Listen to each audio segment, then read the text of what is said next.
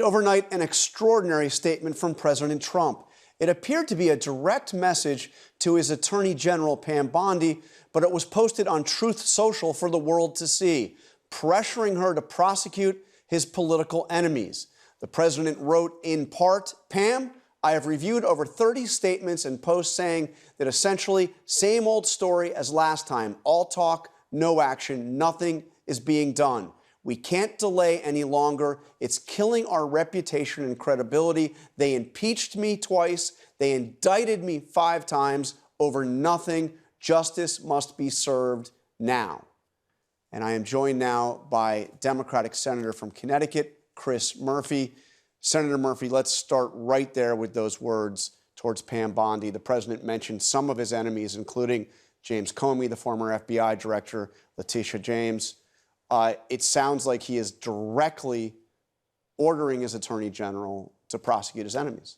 This is one of the most dangerous moments America has ever faced. We are quickly turning into a banana republic. The President of the United States is now employing the full power of the federal government, the FCC, the Department of Justice, in order to punish, lock up, take down off the air all of his political enemies. As you know, this is what happens in Iran. This is what happens in Cuba. This is what happens in China, in deeply repressive states in which if you have the courage to stand up and speak truth to power, you are silenced. I mean, there is no more fundamental right in America than the right to protest your government.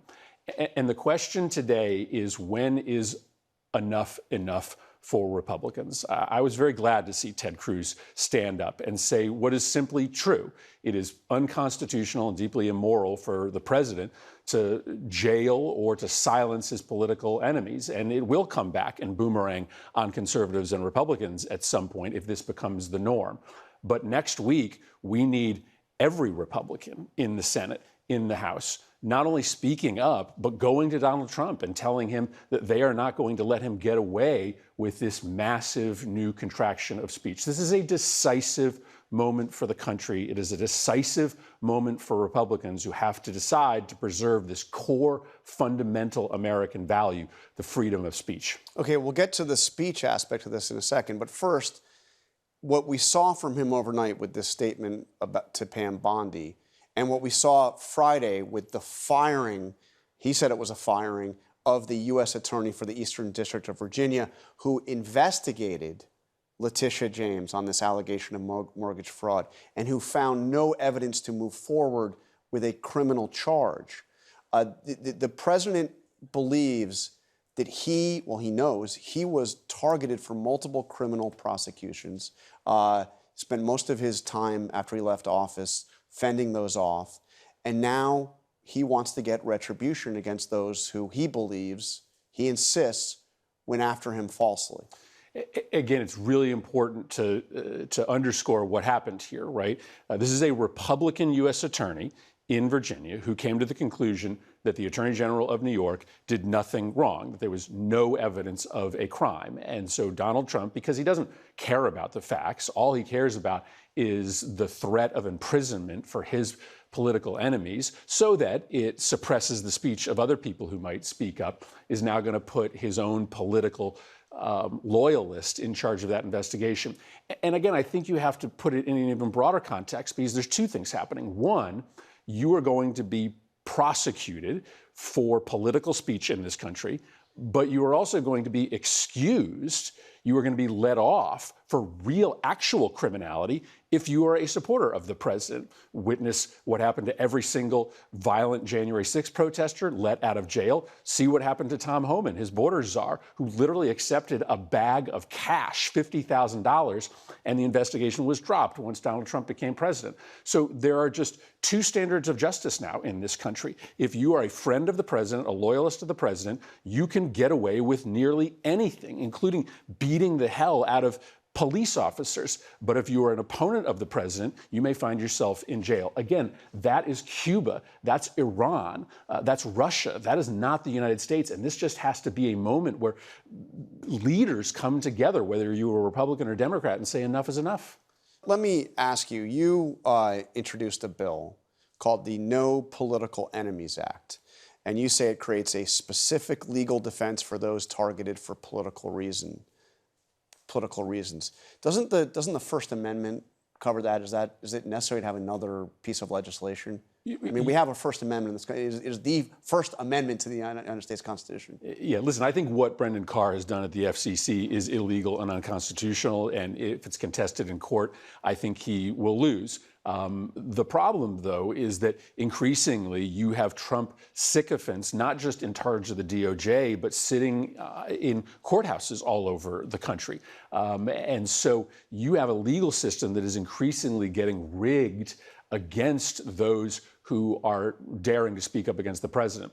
Our legislation just simply makes it easier for you to raise First Amendment defenses in court. It doesn't create any new rights, new constitutional rights. It just makes it simpler for people to say when they show up to court, listen, I did nothing wrong here. All I did was speak my mind. It creates an easier avenue for you to contest a prosecution that's been brought against you for just speaking politically about the president. I wish this legislation weren't necessary, but I think we're going to need some exceptional new tools at an exceptional moment. You've probably seen that a lot of people on X and social media are recirculating something that you said back in 2018, arguing that what you said now shows you to be hypocritical in what you're saying now. Let me just read from this tweet from yours. And it was still a tweet back then. Private companies deciding not to let their companies be used to spread hate and lies is not the same as government censorship. If it feels the same, then we need to ask why a small handful of companies have so much control over the content Americans see. So, you know, a lot of the president's allies will point to a decision like the one made by ABC Disney regarding Jimmy Kimmel and saying, look, this is a private company making a decision that a private company has a right to do. Well, I think there's a real difference because these companies made that decision in the context of a threat from the FCC, right? This is a federal regulator who is using the power of government to coerce both Nexstar and ABC to take Jimmy Kimmel down off the air. Listen, every single president, every single politician has drawn issue with something that a media figure has said and may use the power of persuasion to try to get them to change what they say. That's very different than using the power of government in a coercive way. That's actually illegal. The Supreme Court has said, no, you cannot use the regulatory power of the government to say to a broadcaster, if you don't say what I want you to say as the President of the United States, there will be an official legal consequence. That's illegal, and that's the fundamental difference here. So I want to turn to another subject in the brief time we have left. There was a poll out about the Democratic Party. There was a poll out earlier this month from Gallup that asked views of socialism and capitalism. And I want to take a look at this part of that poll. It showed that 66% of Democrats have a favorable view of socialism. Independents, 38%, just 38%. Republicans, 14%. Is that the future of the Democratic Party? Is a more favorable view of socialism? No, it is not. But I have seen, I think, even more interesting polling that shows you across party identities, people in this country are sick and tired of corporations having so much control over our lives and are sick and tired of work not paying. So I think the Democratic Party has an opportunity to reach into Donald Trump's base to really build upon a potential realignment in this country if we are aggressively talking about deconstructing concentrated corporate power, including in the media, and we are talking about fundamentally increasing the amount of money that people make and the protections that they have when they go to work. That's not socialism. That's just right-sizing the economy so that people have power instead of corporations having power. And frankly, I think that's why a candidate like Mondami in New York is doing so well, because he's talking about transitioning power from people that don't have it to people that have it. So I think that's the message that ultimately has the potential to unite a lot of right and left. We're out of time, but very quickly, is Chuck Schumer making a mistake by not endorsing Mamdani? He's like the only major political figure in New York, it seems, who has not endorsed him. Yeah, I guess I don't sort of give advice to my colleagues about who they endorse and who they don't endorse. I think the success of his candidacy is a really important signal to Democrats and Republicans about the power of taking on concentrated corporate power, and I hope that at least my party learns from that. All right, Senator Chris Murphy, thank you for being with us this morning. Appreciate it.